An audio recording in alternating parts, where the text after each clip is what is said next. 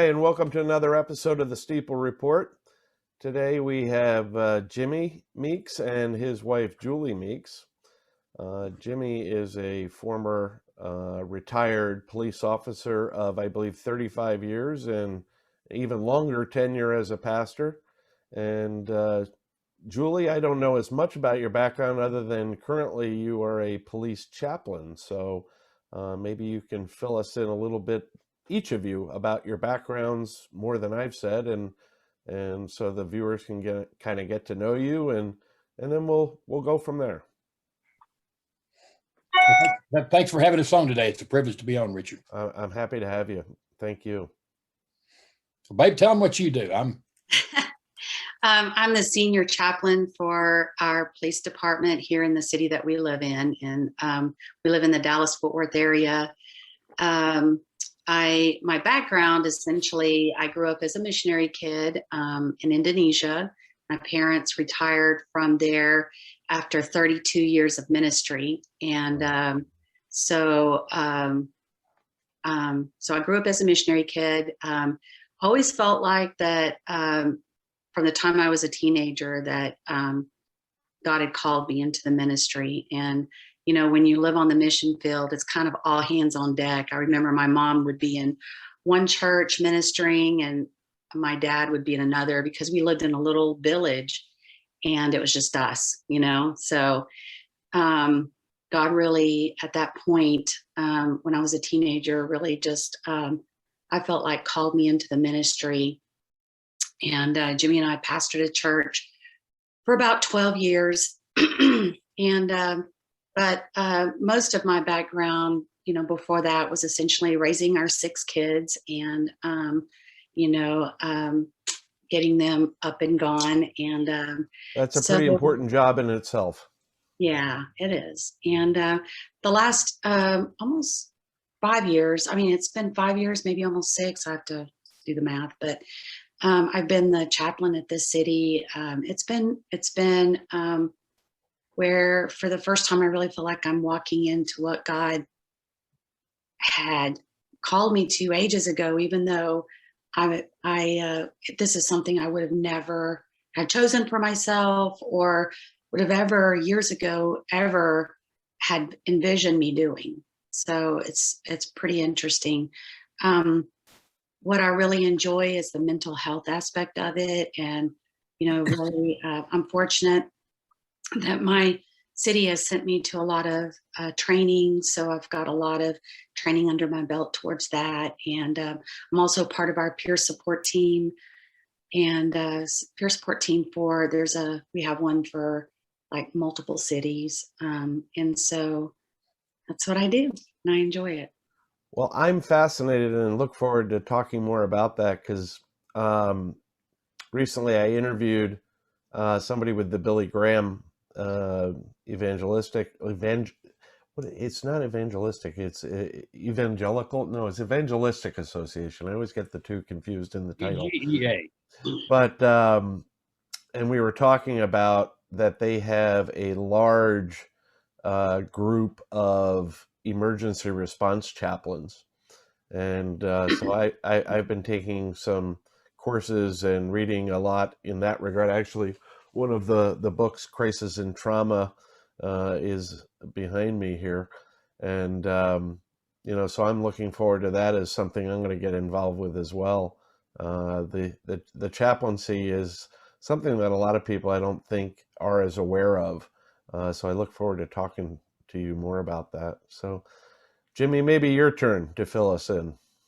Well, I'd sure like to add about my wife. You know, she's been doing this 5 years as a police chaplain, and she's not going to toot her own horn, but 8 months ago, here we are in our 60s, a couple years shy of 65 and what have you. But a few months ago, she graduated from college with her BA, and she takes this so serious. She's already got dozens, if not several hundred hours of training. And it's so interesting, Richard, to watch her. I mean, I think it was just yesterday, once a week she goes, now that the pandemic has slowed down or whatever it's done, she's back out in a police car. And I just have such admiration for her. I mean, we've had a lot of, if anybody watching knows, or anybody anybody knows this. There's a lot of anti-police rhetoric out there these days. A lot of it's exaggerated. The truth is the vast majority of the American public supports the police. But I was noticing that 2 or 3 weeks ago when she went out, and I took a picture of her and thought, wow, there she goes. Right out there with this pandemic, which has killed more police. We've already lost about 60 police officers this year to the coronavirus. Last year, almost 200. If you take out all the coronavirus deaths from last year, the numbers would have been much lower. We lost almost about 360 something police officers, but almost 200 due to the virus. But yeah, the last few weeks, she goes out there. She carries no gun, no knife, no way to protect herself, but she's right there in the car with these officers, and she's real good at it. A lot of times, it's very difficult for chaplains to be successful because they're too religious. I mean, I was a police officer 35 years, and it's very hard for them to not let the religion affect them negatively sometimes, because chaplaincy involves the ministry of presence. You just need to be there. You're not there to preach. You're not there to take up an offering. You're not there to sing a song. You're just there, and it can be very challenging. I've known a lot of chaplains who, several chaplains, I can give names, they just didn't survive the test. They just couldn't stay in there. So I'm so proud of her. And on top of that, raising a son and 5 daughters. And we're raising a granddaughter now. We need to get that in. We've been raising a granddaughter for 9 years. So, but anyway, I was a police officer in Oklahoma from 1980 to 1985 while I was attending Oklahoma Baptist University. Graduated from there in the summer of 1985. We heard the voice of God say, "Come to Texas, where I live." Did you catch that, Richard? That was supposed to be funny. Oh, I'm sorry. You're not listening, Richard. Wake up. I am. I just didn't catch the humor. Well, I'm throwing that in because you've got that New York Yankee hat back there. You know, well, it's we heard the voice of the Lord say, "Come down here where I live, by Cowboy Stadium." Anyway, we live about 15 minutes from Cowboy Stadium here in the Dallas-Fort Worth Metroplex. But in the fall of 1985, I became a police officer where she's a chaplain at here in the Metroplex, DFW. And I stayed there for 30 years. I was hired in December of 1985. I retired in December of 2015. I let my police license go, but I got it back in the summer of 2020. Nobody wants to hire anybody that's, about to get Social Security. So, and I'm really exaggerating. There are people that would hire, but that's not something I'm supposed to do or not do right now. But in my police career, I, got involved in all kinds of stuff. I was a school resource officer. I always like to brag on this flag.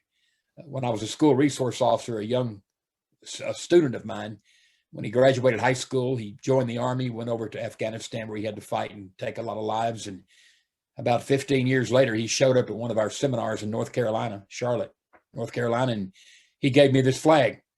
And it's all dusty and faded looking. And I said, "What is this? I mean, why are you giving this to me? What's the story?" And he said, "Officer Meeks, this is the flag we flew at the base the day that the terrorists killed my sergeant. Sergeant God. Aaron Blassow, Blasjo. Sergeant Aaron Blassow killed by terrorists. And this is the flag they flew at the compound that day." And he gave this to me, so I'm real proud of this thing. But as a police officer, I was a supervisor. I was a school resource officer, a crime prevention specialist. I love that. A hostage negotiator. And I started a ministry to police officers back in 1987.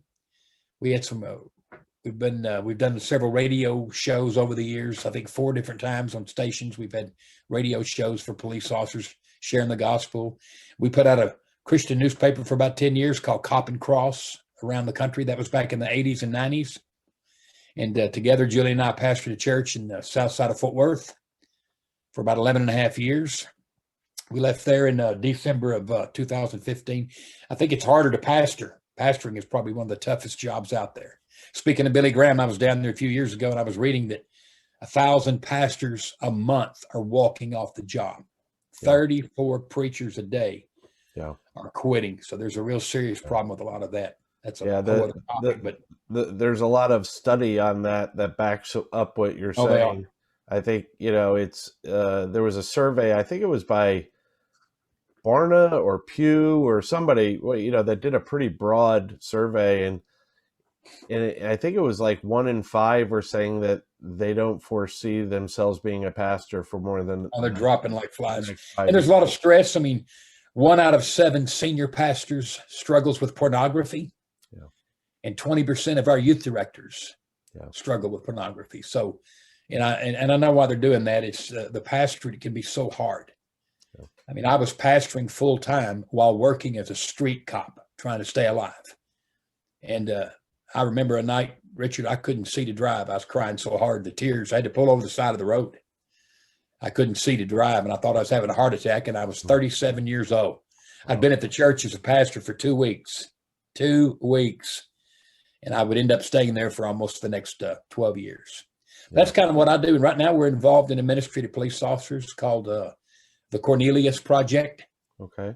It's named after Cornelius in the Bible. Cornelius was a Roman soldier, a centurion, the equivalent of a captain over patrol with about 100 men under him. And what's interesting is Cornelius is believed to be the first non-Jewish convert to the Christian faith. In Acts chapter 10, Peter made reference to him being the first. So that hit me in the summer of 2016, that when God decided to go outside the Jewish race and start saving the Gentiles, he started with a police officer. And that just hit me. So I've had this dream to have a ministry called the Cornelius Project. So that's our website, thecorneliusproject.com, or bluelifesupport.com will take you to thecorneliusproject.com. We run a podcast 3 days a week where we just share the gospel with cops. And we run around the country trying to encourage cops. I just got back a few months ago from a 6,000-mile mission trip across the country. I went to St. Louis PD, Chicago, Kenosha, Minneapolis, fixing to go back to Minneapolis next week. And Portland, Oregon, we went up there. I went up there, was by myself, and Denver, and I just show up at these police departments, and the watch commanders don't quite know what to do with me. So they say, come on in and talk to the guys at roll call. So it was fun ministering to Chicago cops, Portland, Minneapolis, and what have you. So that's kind of what we do. We just, Julie and I are raising a granddaughter. She's raising 2 kids, my granddaughter and me. So, it's just, it's interesting. Trying to fit in the time to sleep. It's interesting because, when I think of, where the police officer and a pastor, where those kind of things might crisscross, is that I think both of the people that go into either one of those go in with the intention of helping people. But yet, while they still do a lot of that, they also see the dark side of society and people. And I think, like you were saying, with the addictive problems within the pastorate, that a lot of times it's escapism, that, they're seeing a lot of this dark side, and they're looking for something to, take their mind off it, because it's just not all, candy and roses when you're either a pastor or a police officer. Richard. There's a real misconception in the public. The public believes one thing about the police, but it's not the truth. And let me explain that real quick. I don't want to talk a lot. I want to hear from my wife more, but the public thinks the police, we've had about 60 police officers commit suicide this year across the country. Yeah, it's an epidemic. 60 police officers, active and retired. About 60 have already taken their lives this year. Most people would say, yeah, it's a tough time to be a cop. That's why that's happening. That's not why it's happening. The stress in the life of a cop is about 15% from the street. A California 40-year veteran told me the other day, he said, Jimmy, I never lost one night's sleep over anything I saw on the street. I can tell you, in my 35 years, I might have lost one night of sleep over what I saw on the street. Seeing the constant bad, seeing the blood in the guts, that's not what stressed me out. And the public thinks that's why the police are so stressed. That's not true. The stress is coming from the administration, police chiefs, mayors, city council, like we've seen in Seattle and Portland, Chicago. Right. The stress is internal. Over 80% of the stress in the life of a cop is politics. Wow. And then there is a huge amount of stress coming from their marriage. Over half of cops end up in divorce. An expert on this told a friend of mine, he's been studying police suicides for 20 years. He said, you'll very rarely find a cop who is not married who kills himself. It's the stress of marriage. We had it happen here the other day, or 3 hours down the road, a police officer, great cop, He lived and died by the job, they told me. But he was separated from his wife. They were fighting. They were trying to reconcile. He got upset, went back to his apartment, took out a gun, and killed himself. So it's the stress that cops are experiencing in marriage that's really getting them. So the streets are stress reliever. They're not doing to the police what the public. I was talking to a Portland cop when I was up there, and I said, he's been there 30 years. I said, doesn't all this bother you? He said, nah. He said, it just hits the body. I don't let it inside. Because I noticed when I was in Portland, they all jovial and laughing and carrying on. I'm like, wow, there's protesters outside. Oh, yeah, no biggie. But when you start talking about how the government, local government has let them down and stuff, I mean, that's what's hurting cops. Well, that leads me to a question for Julie. You had mentioned, the wives and or it could be husbands, the spouses of police officers. As a chaplain, do your responsibilities extend to them? Because I would think that a lot of the stress that comes with, from the police officer, affects the marriage and affects, how the spouse is able to deal with the ancillary stress. Right. Is that something that a chaplain is asked to get involved with, or is that separate? No. That's part of what we help with. That's part of our duties. So, let me just put some with what Jimmy just said. A police officer starts out typically very idyllic, right? I'm going to go, I'm going to, I'm going to really, I want to serve, or, it's just an exciting career, right? So you start out, and typically police officers, they're real justice minded. They want to serve and, in that way. Well, over time, there are so many aspects of the job that chips away at who they are and fundamentally. And unless a police officer begins his career fully grounded, such as spiritually, and even then. So we know, one of the things we know just through research is that whatever kind of trauma a police officer begins his career with, that he's had in the past, such as childhood trauma or any other trauma, can either do two things. It can either give him resilience, where he's learned to overcome stuff, or it can be another, it can, lead to PTSD and other things moving forward. So, and then you have the very command staff, like Jimmy said, command, who is supposed to be there backing them up, right? And they don't. And so you have that. And then also, so they feel like they're kind of on their own to deal with all this without the support. Exactly. Yeah. Okay. They don't have the support. And then, it's just like any profession, when you see something day after day. So police officers deal with only about a fraction of the population, the community that they deal with in the city. A lot of times it's the same people over and over, right? So your perspective becomes skewed, right? That this is how people are. And over time, and the problem is most police officers don't realize that's what's happening to them, right? Because it just happens over time, right? Yeah. So you have a jaded perspective. You have, the command staff not giving support, and then mental health in general. I mean, the pendulum is beginning to change, where people, police officers are starting to want to seek help for mental health, but it's still not there yet. I mean, yeah, I think we'll have at least from the male perspective, I think, the police officers, and we see the same thing in soldiers, that there's that machismo thing about, that going for counseling, they feel, there's a perception that, they can handle it on their own. They don't need, some counselor telling them what to feel and how to feel it. Well, they're saying the same thing that, I went to 1,000 domestic disturbances in my career, Richard, and, you tell this couple they've been fighting, You know, the marriage needs help. But I can count on one hand, when I look back at 35 years, I don't even need a full hand to count the number of times that anybody in a domestic disturbance was willing to admit they were wrong. Right. And the police, they go to all these things. Many of them have the same problem at home. And the problem that exists with the police is the same thing in the public and in the church. Very few people are going to do anything about their situation. They will agree with you, yeah, I ought to get some help. Or maybe I can do that, or I can't afford it, even though I own a $20,000 motorcycle and a $15,000 speedboat. Right.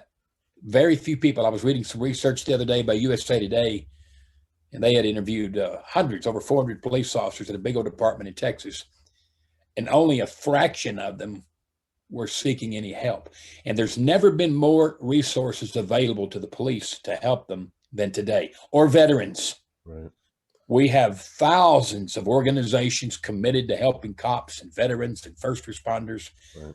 but they're just not, on the whole, you know, a majority of them are simply not going to do anything about it. It's kind of like when Jesus came across that lame man in John chapter 5, and he'd been lame for 38 years, Right. you know, waiting every day for an angel to come down and stir the water. First one in got healed. You know, Yeah. Jesus walks up and says to him, do you want to get well? Right. You know, because maybe you like sitting here waiting for an angel. Right. You know, do you want to be? And that's what we put before police officers. But I hate to admit this, but in my career, I can't think of 5 police officers that went to get help. Now, I know that's changing. I know in one big city in Texas, I won't mention which one, but they got a couple of thousand officers, and every day somebody comes to work asking for help. That's a good sign. Well, I think it's very few seeking. like you referred to Bethesda. You know, the question that Jesus asked was, do you want to walk? Do you want to be healed? And I think there's the same thing. And Julie, maybe you can lend something to this, that, you know, if a police officer is obligated to get counseling, say after a traumatic event, a shooting or what have you, you know, they think of it as obligatory, something to get through. And the question remains, you know, do you want help? And if they don't, there's going to be resistance to, you know, opening up to it, and instead of just getting through it. I think it's deeper than that.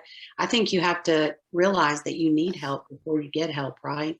Right. And that's the problem, is that we created, you know, within the police community, you know, this that I don't need help. Oh, it's nothing. You know, I don't need help. Yeah. I'm fine.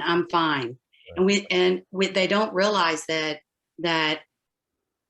they've fundamentally changed, right? The ones that notice it is their families. And that's why there's so many issues within the police family community, because their wives and the children know they've changed. They know that they're not the same person that they started, you know, when they started the career. There's a thing that we know, hypervigilance is, I don't know if you've heard that term, but it's something that police officers have, and they have to have it in their everyday job just to stay alive, right? And the police officers that aren't hypervigilant in their job can end up in a bad way, right?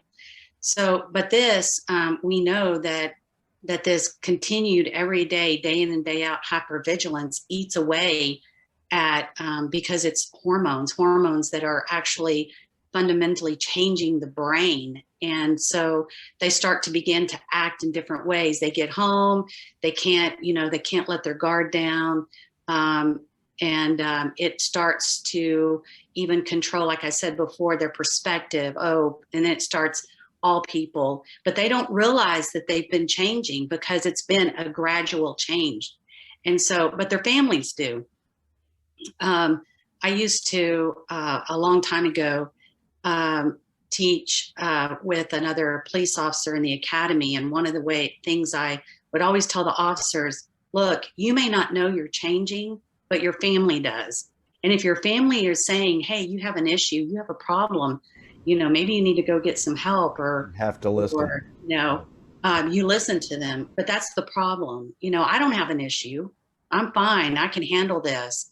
And so what we see is because I said I'm part of the peer support team too. We'll have an incident, and you'll go and y'all talk about it, and most of the time, oh, I'm fine, but you can tell, because I've gotten to know these guys. I know they're not fine, right? They're struggling just like the rest of us are struggling at a difficult call. And but there's we can't admit it. And so what you do is you stuff and you tell yourself, I can handle it. And so that's a lot of what is going on. And before long, you become someone that really you don't even recognize yourself. And so it's just an issue. And then you start doing risky behavior on duty, risky behavior off duty. That's why, police officers, risky behavior, affairs, drugs and alcohol, risky behavior on duty could be anger, where inappropriate anger on duty. And we see all of that, and it's happening in the police world, but it's happening because of really mental illness deep down. Just, there's issues. Yeah, you brought up the hypervigilance, and it's a common thing for soldiers also, because when they're in a hot zone, they have to be hypervigilant. I mean, it's a survival mechanism, and it's hard to turn that off when it becomes second nature, when you've been doing it for a long period of time. But there's this mentality of push through. Don't let your emotions stop you. Don't let fear enter in. And like you're saying, if you're in that state for a prolonged period of time, it's just not healthy, and it changes the brain chemistry. And so that's why so many returning soldiers have these problems, just like police officers do, that they don't know how to turn it off, because there's so much that they've been programmed to do for survival. And so the ability of those around them to recognize it and convince them that they need help, it's a difficult task. Yeah, a lot of what we know about PTSD and just PTS and then PTSD, we know from what the Army and the military has learned, and a lot of the research they've done. That's how we know a lot of this. And one of the things they learned early on, that if they can get a guy talking, or military personnel, they can get them talking right after they're at the front, whatever just happened to them, they can get them just dialoguing, that the chances of PTSD go way down. And that's why they started treating military personnel at the front lines, on the front lines. And so it's the same thing with police officers. If we can get them, sort of like talking, like, yeah, that, even stuff like, wow, that was a hard call. That really stank. I hated that, man, just stuff like that. It's amazing how just to have an outlet. Just an outlet, right? And really, really does help. So. Yeah, I know several people that have struggled with it from the military, and I know one who he had some issues himself, but he's constantly doing things within the veteran community, and one of his catchphrases is, let's talk about it. He'll address an issue, have you experienced this? Have you experienced that? Are you feeling this? Let's talk about it. He always ends with, let's talk about it, like you're saying, because once you start talking about it, then there's kind of that underlying admission that you are feeling something, you have experienced something that needs to get out. It needs to be vented, and you need some input and help. And that's the tough part. So one of the things that, in times past, I know with Jimmy, in his, years of as a police officer, pretty much the mentality was, just get over it, right? Just get over it. So, and you had this coming from command staff, right? Mental health issues weren't taken seriously. If your corporal, your sergeant, and on up, says just get over it, and they don't take it seriously, then no one's gonna say, hey, I have a problem, right? So, and even the military still has some issues I've heard with command, staff. Is there gonna be, if I say I'm having problem, is there gonna be some sort of reprisal afterwards, right? Some sort of, and it's the same thing in law enforcement. And though many departments are trying to change that culture, I know in our department, we've been trying to change the culture. It's slow going. And the only way that we can do it is just to literally change the culture from the top down, right? We've got to get command staff on board. And, we've got to get these leaders leading by example by saying, hey, I struggle with this. I had a hard time with this call, so I know I'm sure y'all did too. I mean, it takes, a leader stepping up to be leaders. And I think we're starting to have some of that. So I think that the better we get at this, I think we're going to see less officers just, having just popping off on duty, or, having excessive anger, and to be able to better control, have more self-control. Yeah, Rich, I'd like to add to that. One of the biggest problems in this country, we have 17,000 police departments. I'm going to be careful how I say this, but we're really hurting at the leadership level. Now police chiefs are put in a hard place. They're between a rock and a hard place because they're not really there for the officers. They're there for the city, to protect that city, to keep it from getting sued. And it's a tough job. I mean, I have a friend. Do you remember the night the 5 Dallas officers were killed in downtown Dallas? Vividly. I probably remember it really well because I was there. I attended that protest. Wow. And a couple of my friends were shot, and there were 4 Dallas cops shot. And one, I can't remember, Dart, I believe, that was killed, Dart police officer. And there were about 9 or 10 officers that were injured. But I know one of the officers that was shot and survived. She had to leave her department because of the way the administration was treating her. They wanted to put her right back in the area where she was shot. And she said, I need time. I just need some time. I got 2 bullets in me you just took out. And she said that chief told her, you're no good to me anymore. You're no good to me anymore. Now, this chief was not fit to be there. How did that get handled? In there. He's not there now. And I want to be careful who I'm talking about here because you never know who's watching, but he simply did not understand, because we're all so different. We're not wired for violence. We're wired for protection, but we're not wired for violence. So when something violent happens to us, it does something to us. And so one of the things we're really hurting at is just I'm just stunned at what I once knew a police chief who said, if I knew any of my officers were getting counseling, I'd fire them. Am I hiring? So that's where we're hurting a lot. They're waking up, but it's taking a while. Which I think goes to what Julie was saying, is that, it's excruciatingly slow, but it's a change in culture. It is. Because the people in higher ranks tend to be those with the most seniority. So they are a little bit older and used to an older culture.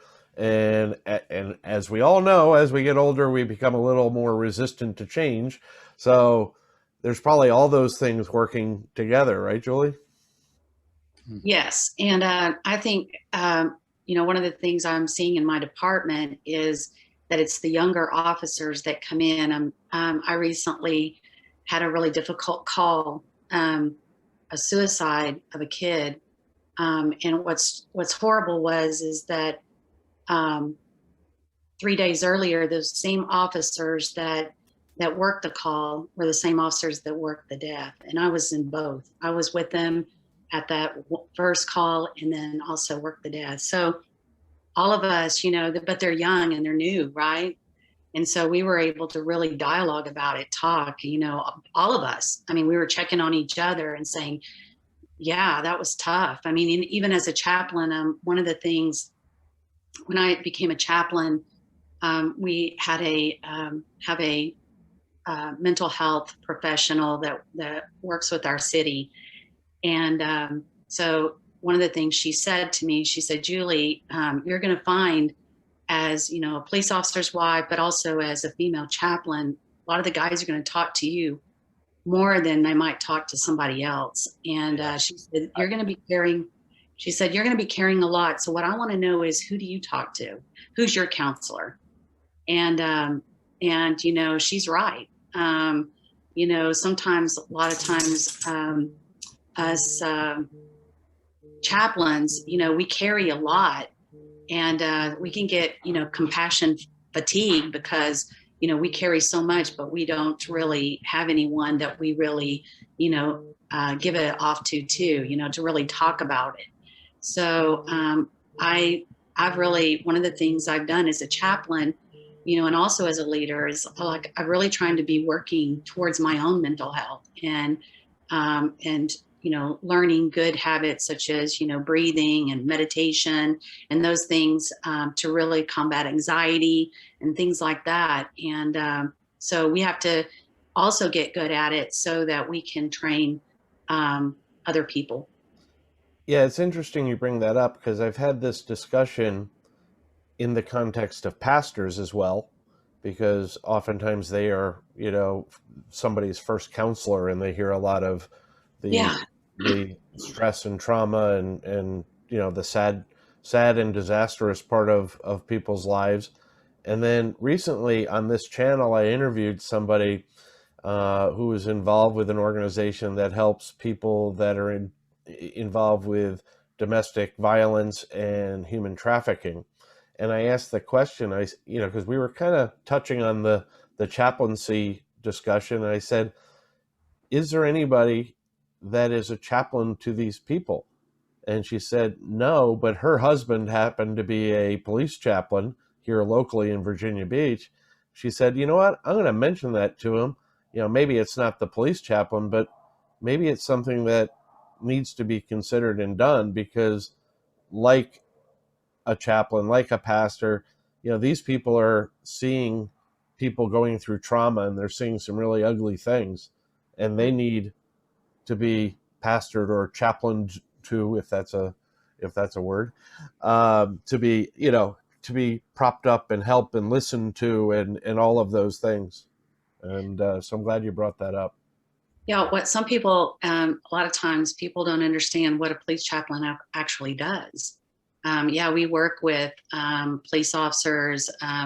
We do a lot of we call it ride along counseling, right? Just, we really develop relationships within the department so that, when there's a need that they feel comfortable coming and talking to us. The other thing that we do is we're also, we work with the community. So, and a lot of times it's when they've just had a big crisis, and we are called in to help. One of the things that we do in our city, and I know most of the chaplains in our area do the same thing, is if there's a death at home, we're called in to help the family begin to process their grief while the police officers are processing the scene of the death at home. Right. So, and so you think about it, this is a really tough time for the family. Their loved one is in some room. They've just experienced a horrible loss, and we're waiting on someone to come in, either a medical examiner or a funeral home, to come get the body. Right. And we're waiting. And this is, so and what we're doing is we're helping them during this time. Right. So that's one of the things we do. And there's other things in the community too that we do as well. So it's not just towards police officers. We're, sort of like city chaplains, and we have other duties. Well, let me circle back to something Jimmy said earlier, that, in his experience, being overly religious as a chaplain, can be problematic. Right. So how would you differentiate between a chaplain and, say, a mental health professional, a psychologist type of what are the differences you see if it's not the religious component? So, I'm trained to help people of all faiths. That would be all religions or no religion. And so, because I'm trained as a crisis interventionist, Right. and I've had tons of hours of education towards that. And so I can go in there and basically, it's amazing when we're experiencing such loss, we may not, have a faith, but yet we can be spiritual, right? And so however that family or that person, however they are, we're able to help them because we have tools of crisis intervention in our belt. So, whether it be if they're Christian, we can pray. We have, that kind of spiritual first aid that we can do, but we also have psychological first aid as well, right, that we're trained in those areas. So, so it's not dismissing the religious part, it's knowing when to utilize it, and you have a utility belt of a lot of tools is right. What I'm hearing. It's really important to know that in a really crisis situation, especially when I'm at someone's home, just Jimmy had talked about earlier, called the ministry of presence. Right. If you're there and you're in empathy, right? You're really in their shoes and you're with them and you're on their level and you're there in their grief. Right. That's a ministry of presence. Sometimes I'm at a home and I probably haven't said more than 10 words unless depending on how they are. That all changes when she gets home and she counsels me, but let me assure you that let me throw something in too, Richard. Yeah. And I've been doing this police ministry thing basically for 40 years, but 33, we've been putting stuff out there, radio shows, podcasts, websites. Right. The police have a very difficult concept or very difficult time with any concept of God. Right. They cannot reconcile faith. When I say they, I'm talking about many of them, not all of them. A lot of police officers are coming to Christ all over the country. Right. Police officers have a very hard time reconciling faith with police work. A lot of this has to do with the church. I mean, let's just face it, churches have just messed up in the presentation of the pure gospel. Right. I mean, there's churches that think if you wear blue jeans, you're not right with God. I can give you the name of those churches. Yeah, right. I was talking to just a few days ago, I was talking to a Minneapolis police officer who works right there, as you know, where George Floyd died. And this Minneapolis police officer was sitting in his police car in a church parking lot on a Sunday morning writing a report. And the church staff came out and said, "Get off the property. You're not welcome here." What? So churches, not all of them. So please, anybody watching, no. lumping all of us together. No. I'm telling you, most churches in the last year have come to believe what they have seen in the press, that all police are bad. I saw a survey the other day that over 40% of people on the left believe that the police are killing thousands of people a year. Right. The police shoot and kill about 1,000 people a year. Yeah. In 2019, 15 unarmed black men or people were killed by the police. 15. Yeah. 13 were justified. About 500 white people were killed in 2019. 250 black people were killed by the police in 2019. It is not the epidemic that we hear now. I wish we didn't kill anybody. Yeah, I was just going to say, I wish we could find a way. I'm hoping in the future they will develop weapons or maybe some kind of RoboCop guy that works the streets and he's programmed to just solve the situation. But the police have to hire from the human population.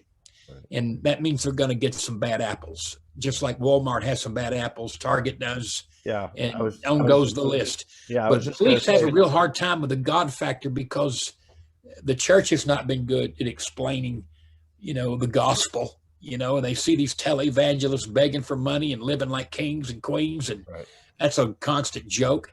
So, and I remember one time talking to another Minneapolis police officer who'd been there a long time, and she said, Jimmy, I can never believe in God. I've seen too much. I've seen too much. So they have a hard time. I remember one night I was outside of Spokane, Washington with 5 cops, and there was a 25-year veteran Washington state trooper there. And I'll never forget her leaning forward. We were having dinner about 2 a.m, me and her and 2 or 3 other cops. One of them had been shot not too long before that. But I remember her leaning forward and saying, Jimmy, how do you reconcile faith with police work? So you have to deal with that. And that's why the ministry of presence is so good. The police aren't going to listen to preachers. They don't want to go to church. Right. I mean, the people going to church don't want to go. I mean, give me a break. They're, I heard a guy say one time, people don't want to go to church because they've already been. And I've heard from cops all over the nation who said, man, my pastor has not been supportive. He's out there protesting me. And I've stood here with him 10, 15 years. And it just has all been blown out of proportion. It's been a knee-jerk reaction. Yes, there needs to be some reform in police work. A lot of it. All 17,000 departments need reformation. Everybody's got some cleaning up to do. But the police have a difficult time with the Jesus aspect because of turning the other cheek and stuff like that. And what if I have to fight? What if I have to shoot somebody? The scripture makes it very clear. I love the Living Bible version of Romans 13. It says the police officer is sent by God to punish those who do evil. Right. One version even says you're an avenger of wrath, that you have to bring condemnation upon those who do evil. I pulled my gun 1,000 times in my career. Every week I pulled my gun. Never had to pull the trigger. I was fortunate. There were times I could have. Right. And no cop in his right mind out there wants to kill, but they can't reconcile that God factor because they think God is against them. In the church, many people, like the Minneapolis illustration I gave you being run off the parking lot, they reinforce that idea. So, you're going to turn to a bottle of booze, drugs, pornography, or an extramarital affair because that's safe. Why go to this God? He's already mad at you anyway. Even though the police work a job that's one of only few occupations in all the scripture that are said to be invented, for lack of a better term, created by God.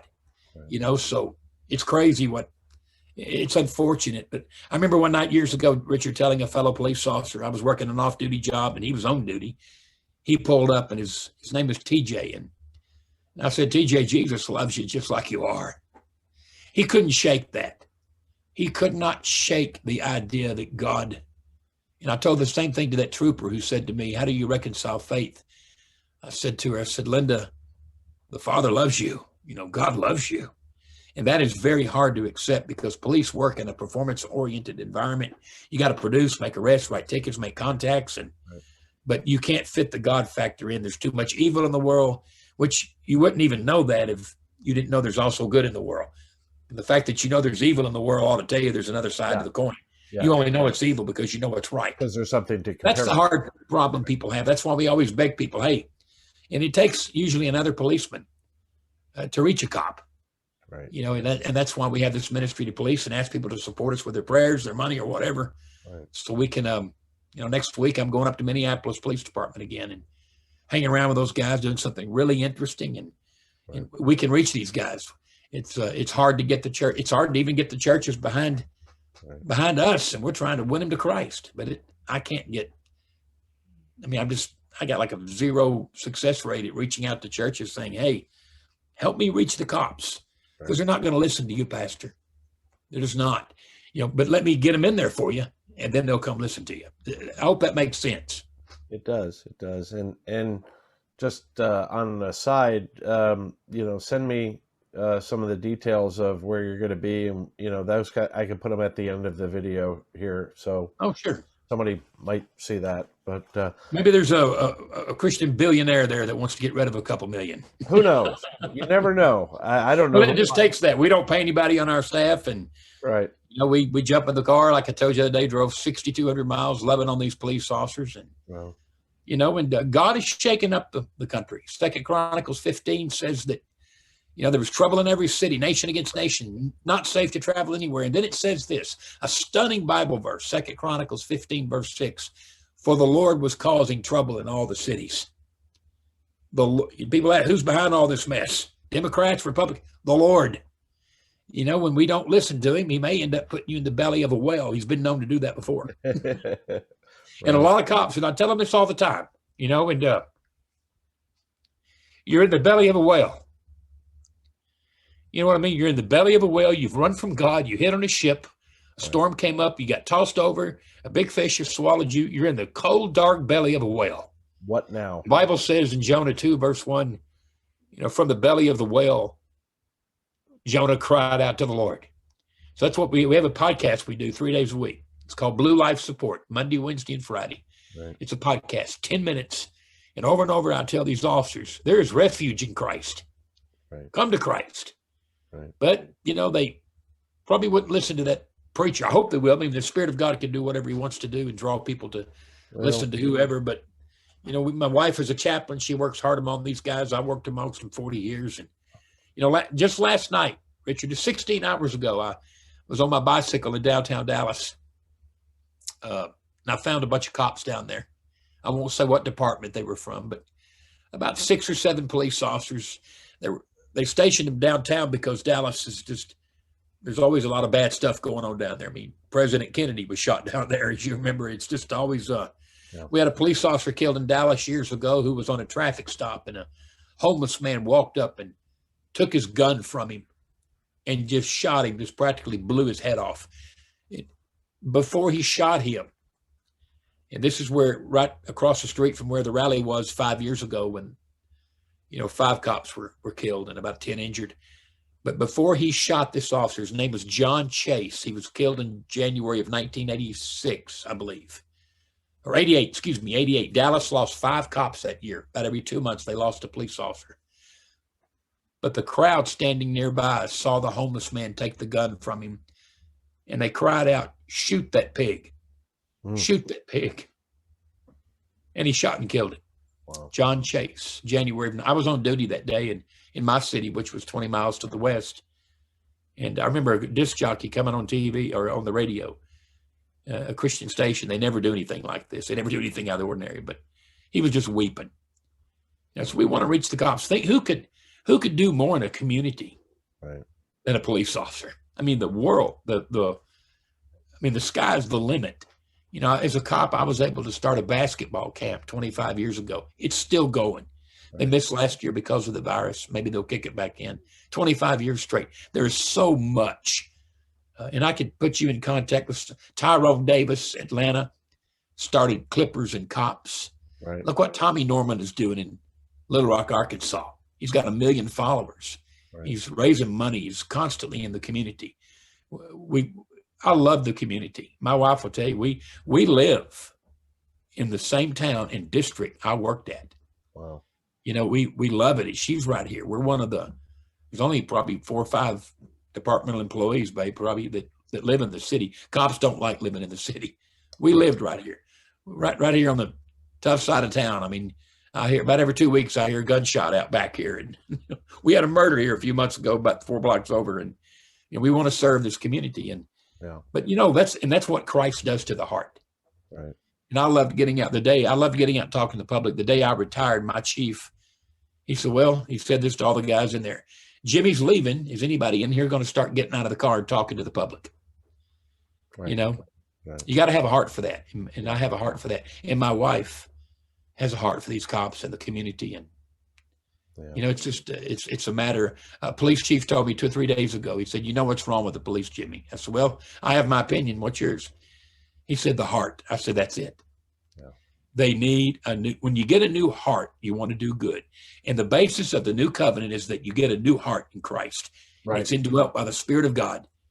And you go out. I think it also goes back to what you've done and what Julie does, which is trained to keep the heart before it gets black, you know, to you know, keep the joy and love and positivity within the officer before it's maybe too late. And it's hard. When I go to the banquet with my wife every year, you know, I go now as a retiree. She's the chaplain. But the guys that I used to work with 4 or 5 years ago, the change is noticeable. Yeah. And that's because stuff gets in your heart. King Solomon said, you know this verse, Proverbs 4, guard your heart. No, he said, above all else, guard your heart. That guard there is a military term. Right. Guard your heart, for out of it are the issues of life. And all this stuff gets in there. And it got in my heart too. Yeah. And my son who's so brilliant, he'll be Dr. Matthew here in a few weeks. But he told me one time, he told me last summer, my son, he's brilliant. He said, Dad, I don't think you know what 35 years of police work did to you. And we were fighting, and the attitudes, the racist attitudes, other things I didn't even realize I had. Right. That, wow, it is sad. I mean, Richard, just a few months ago when I was in Minneapolis, I went over to where George Floyd died. Yeah. And I sit right there where he died on the curb. And the whole thing is sad. I hate it all. Oh, yeah. It's, I only bring that up just to say, I want to hear everybody's side. Nobody's perfectly justified or right in all this stuff. But I will say this, the only way out of this present mess the police are in is going to be through the door of humility. Yeah. Every cop in the country is going to have to think about what he or she needs to fix, not what Black Lives Matters need to fix, or Antifa, or the government, or the White House. Richard needs to focus on Richard. Yeah. Julie needs to focus on Julie. And I got to focus on me in terms of what am I doing wrong? Right. What do I need? Every police has to ask himself, do I need to change the way I talk? Maybe I'm not listening. We got this whole new generation of police we've hired. If they're not texting, they don't know what to do. Right. That's, I didn't carry a mobile phone until about, I don't know, babe, 1998 or 9 or 2000? It was against the rules of the department to bring your mobile phone to work for a few years. Yeah, yeah. To drive by anywhere now, I see this all the time. Pull up next to a cop, he doesn't even see me because he's on the phone. Heads down. Yeah. And he ain't doing police work. I'm not picking on my fellow officers there. But it's not a communicating generation. Anyway, forgive me for rattling on. No. I mean, I love hearing this. I didn't plan on doing this, but if you don't mind, I'd like to shift gears real quick because I didn't know Julie's background, and I'm fascinated by her growing up in you said Malaysia? Indonesia. Indonesia, as a missionary child. I'm just kind of fascinated. Could you just share maybe a little bit about what was that like? I mean, that's unique experience that not many people would understand. Well, so I went there as a very, very young kid, and with my parents and at the time, 2 brothers. And so, as a kid there, kids are so resilient, and it was so easy for me to assimilate into where we were. And my brothers and I, we learned the language. I mean, we were playing with the kids and talking quickly. Right. And it took my parents at least a year or more to learn, at least to be able to dialogue. It was kind of funny. And then, so we were one of the first missionaries at the time that we came, went over there. Indonesia, the mission was, they were having sort of a revival. And so they started doing things totally different. Before, missionaries lived in compounds for the most part. So we were some of the first missionaries to actually go into a village and assimilate. And Indonesia had rules and regulations that said that you couldn't proselyte. So you couldn't go in and witness. So you just had to go and live and, they would ask questions and you would answer questions, and churches were built. By the time we left, by the time my parents actually left, because I'd already come back to America to go to school, there were, I think, 5 churches around that had been started by my parents. But we just lived in this little village, and to me, they were my people. Right. I never, and it wasn't culturally, that's what you knew. Culturally, yeah, I spoke Indonesian perfectly. Culturally, I had Indonesian friends. And until I came back to America, that to me was culture shock. How old were you when you came back? 18. Oh, wow. So when I came back, you were an adult. So, I mean, your entire childhood, I mean, maybe how old were you when you went? You said I was 9. yeah. So 9 years. I mean, and those are formative years. They are. And and back then, there wasn't the internet. This was, back in the late 60s, 70s, there wasn't the internet. There was only snail mail. So it would take, to get letters from the States, it would take a month, and then a month to get, any replies back. And so it was really hard and very expensive to do a phone call. So literally, and we lived, in this little village. So so we were really cut off. We only saw other missionaries maybe 3 times a year. And so, we just, in our home, we basically spoke mixed Indonesian and English, because there were just so many Indonesian words that really expressed to us what we were trying to talk about more than English did. She still speaks Indonesian. I was just going to ask that. How is your Indonesian, and do you still have people in the Dallas area that you Indonesian that you're friendly with or socialize with? Not really. I mean, we in Dallas there are a pocket of Indonesians, but it's not really the most asked for language. I'm rusty, of course. We, sometimes speak it, when the family gets together, and of course we always have Indonesian food. And she knows a few words that she can't say here that are only used for me. But not really.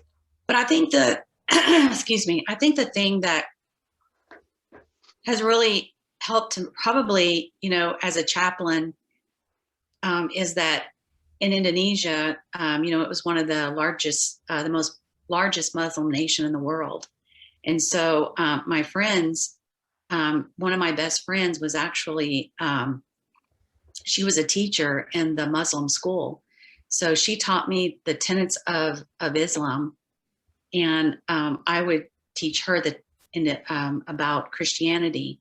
So one of the things I learned early on was the exposure of all the different religions, Buddhism, Islam.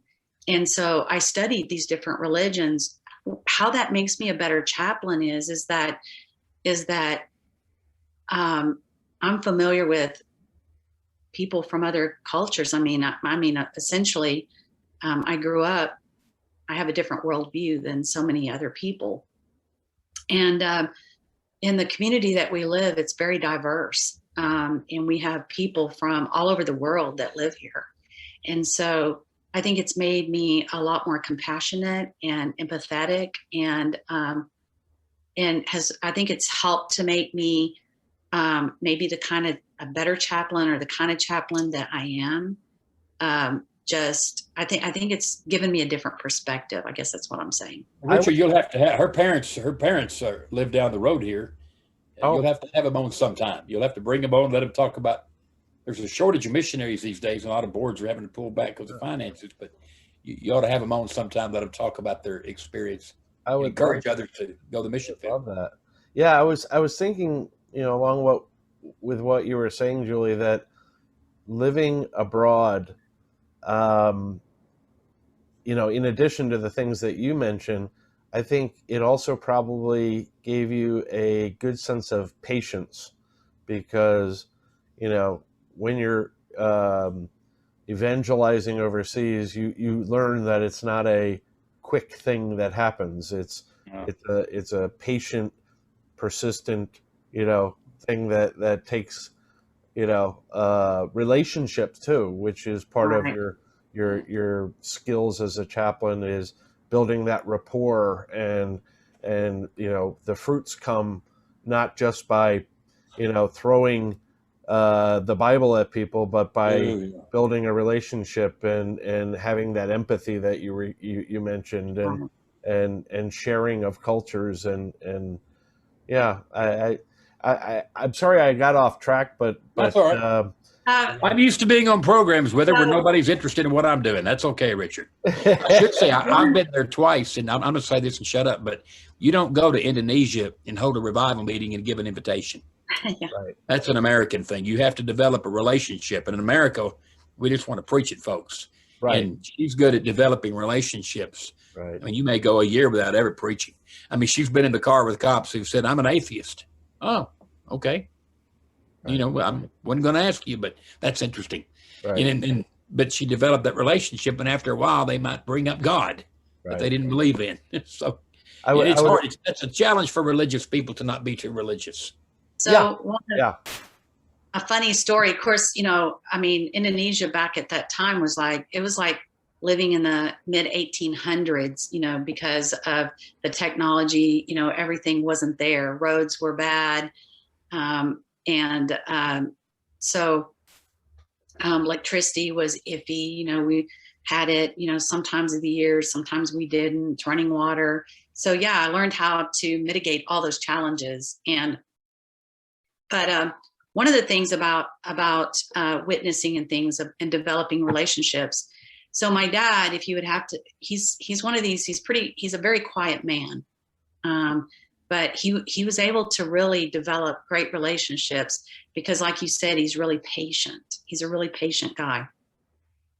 So when we went and we lived in this community, my father really assimilated. He learned, not only did he learn Javanese, Indonesian, he learned Javanese, which is the language of the island that I lived in. It was a really difficult language. My brothers and I could only speak the lower level, but my father had learned to speak it more than we did as children. So, but I remember at one time, a missionary from America came into the town, the village that we lived. It was a town village, and they started living there. And the elders of the village came and talked to my dad and said, "If you don't go and talk to this man," he says, Miss Papa Vendetta Lee, that's Pastor Lee. We've known you here. You've lived among us. You're part of who we are. You're part of us. And we love you, your family. We appreciate you. But these people, if you don't go and talk to them, they're going to be dead soon. So they eventually moved off. But what they did is they weren't coming in and building relationships and just, you know, letting God do what God does, right? And they came in and were doing, you know, the way most people in America build churches, and it didn't work there. But it doesn't work in police departments or any other places too that are more difficult. And so you're right about the patience. The patience is that a lot of times we don't even see the work that we've actually done, and that's okay. We just have to trust it to God. Right. And it could be, you know, you might see maybe one little glimmer of, wow, you know, God, you're really doing something here. And case in point, I've been there for like 5 years, and you know, I'm just sowing seeds. So I recently, this past year, developed a Zoom Bible study. And in some people's lives, I'm seeing God just do these amazing things. I mean, we only have like a handful coming, but it's amazing that I'm looking at these people, and it's not necessarily because of what I've done, because it's really not. It's really what God is doing in that department. And it's just a little bit by a little bit. But I'm looking at these guys. Last night we had a prayer meeting. Afterwards, we prayed, and I looked at their faces and I went, God, look at what you're doing here. It's like you're working, and I'm able, and I get to watch it, right? I get to be a spectator, but also, you know, I get to participate in what you're doing too. And it's such an honor and a privilege. Well, I don't. I'm not even allowed to go to the Bible study. But in a way of encouragement to you, Julie, and to use your own words, sometimes we don't see the fruit. So you may see only a handful of people that are putting their face forward for this, but as we know, throughout history, it's people that are observing the changes in others that they slowly start to open their minds up to things. And you don't know, there might be a, domino effect, for each one of these new faces that have, showed an interest, and then their behavior and their outlook changes. It affects their family, it affects their friends, it affects, so your fruit is going to be, or your fertilizer will be bearing fruit for a lot longer than you may know. And That's the first time she's ever been told that, Richard. That's a good word. So We're gonna keep on fertilizing here, brother. I tell keep you what. fertilizing. So one of the things that our I city, dealt with that my whole career, fertilizer. so one of the things that our city is doing right now, which they approached me, mental health has been quite an issue over the last year, and not just among the police department, but with our whole city, just the whole, department. And they're just seeing a lot of stuff. And so they approached me, which would I be willing to donate one afternoon a week to the city to just whoever needs to talk. And it's like when they approached me on this, I was like, wow, this is like incredible, but also the idea that, they're coming to me as a crisis interventionist. Sometimes, it's spiritual, sometimes it's, Christianity, sometimes it's whatever the person needs at the time, but still, it's like such an honor and a privilege to be able to do that as well. And so, God is opening doors, and I'm excited to see what's going to happen next, because I feel like I'm sort of on a roller coaster ride, but I'm not in charge. God is. And so that's a good thing, right? I'm hanging on. Let's just put this, I'm hanging on. Richard, I got to tell you something about this woman that you're talking to. Please do.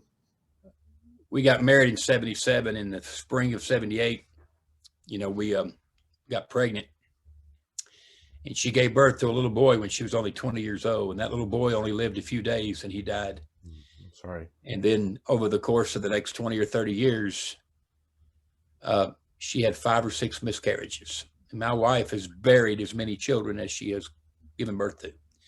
Sorry. So she speaks. And then, of course, growing up in Indonesia, where you're surrounded by people that are not your race, 500,000 of them to be more exact. That's the population of the city that she grew up in. It's called, I think, Puerto Rico, I think is what it's called. Am I saying that right, babe?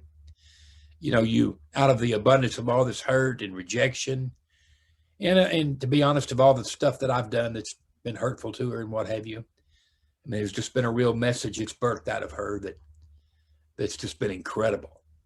And but it's not been a message that is formed just sitting behind a desk. It's been out there for, that's come through a lot of pain, disappointment, right. And I don't even remember how many children we've lost, babe. I don't know, 5, 6, 7.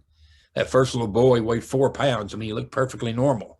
He would be alive if he were born today. Medicine is advanced and what have you, but, and not to bring up negative stuff, but it's just the fact that's where your message comes from, and I mean, it's just an amazing story that really does make me more, as I said here, make me more in awe of her. I'm committing to be a better husband just today, though.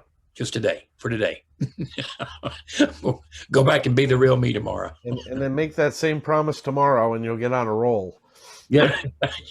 I can do good for about 3 days. It's the rest of the week. And I'm perfect when I'm asleep. Well, we're all much better when we're sleeping. But, I just want to thank you guys so much for spending this time with me. Oh, it's been a blast. I enjoy hearing, all that you had to share, good and bad. But that's life as we know it, and I'm inspired by what you've both have done and what you're both doing. So keep up the good work, and I appreciate you spending the time with us. Thanks for having us on. Have a good day. Yeah, I appreciate it. Thank you. Bye-bye. God bless. You Bye-bye. too.